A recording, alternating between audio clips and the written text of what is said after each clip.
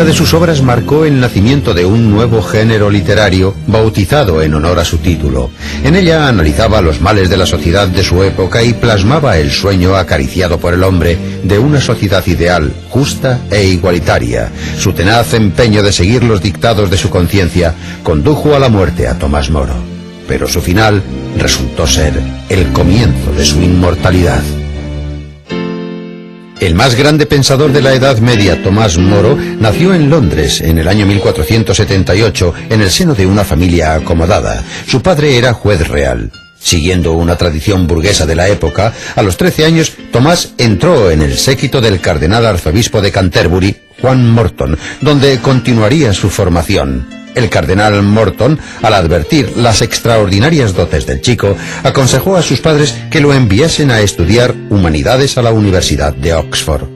Con 14 años, Tomás aprendía los secretos de las lenguas clásicas y devoraba las obras de los grandes filósofos de la antigüedad y de los representantes del humanismo progresista.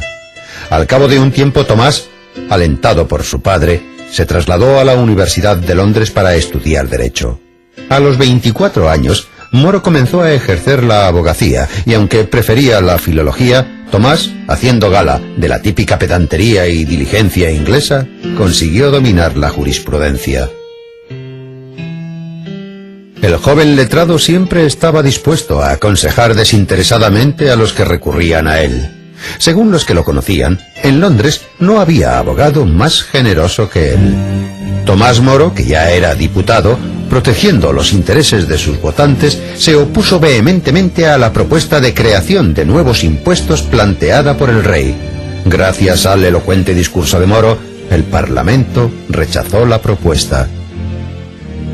Debido al carácter vengativo del monarca, Tomás Moro tuvo que abandonar la vida política y refugiarse en un monasterio. Allí permaneció oculto durante 6 años, tiempo que dedicó al estudio de las obras de Platón y Aristóteles y a profundizar en el humanismo. Con la inesperada muerte de Enrique VII, Moro pudo regresar al ruedo político. En el año 1510 volvió al Parlamento y durante 8 años ostentó el cargo de representante de la corona en Londres. Gracias a la cordial amistad que le unía a John Colet, líder de los humanistas de Oxford, y al ilustre filólogo Erasmo de Rotterdam, Tomás Moro dio sus primeros pasos en la literatura. Escribió versos, epigramas y novelas. Influenciado por el humanismo, escribió La historia de Ricardo III, una crítica sobre el despótico y dictatorial reinado del monarca. El ilustre jurista Tomás Moro conocía muy bien los artificios de la ley de arrendamientos. No soportaba la crueldad con la que la aristocracia inglesa expulsaba a los campesinos de sus tierras para dedicarlas a pastos y obtener grandes beneficios con la cría de ovejas.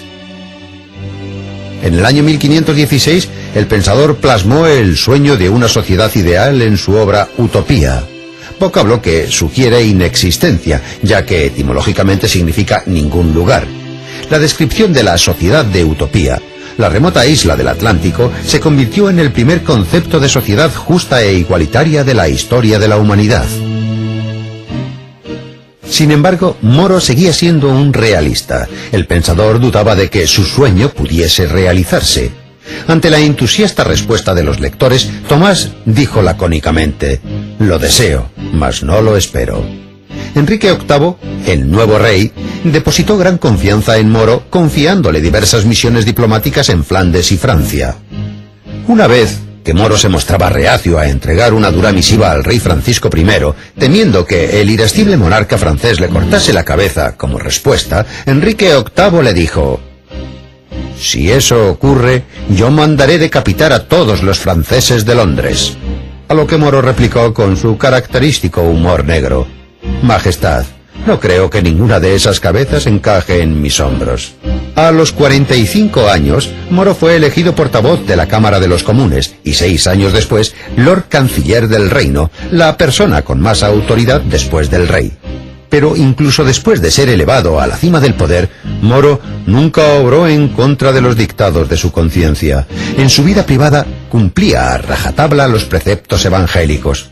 Tomás era un hombre familiar y admiró y respetó a su esposa Margaret durante toda su vida.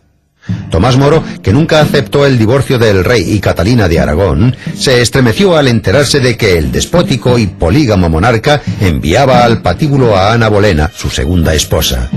Y cuando el tirano rompió relaciones con Roma, erigiéndose en cabeza de la Iglesia protestante, Tomás Moro, católico devoto, defendió la suprema autoridad del Papa.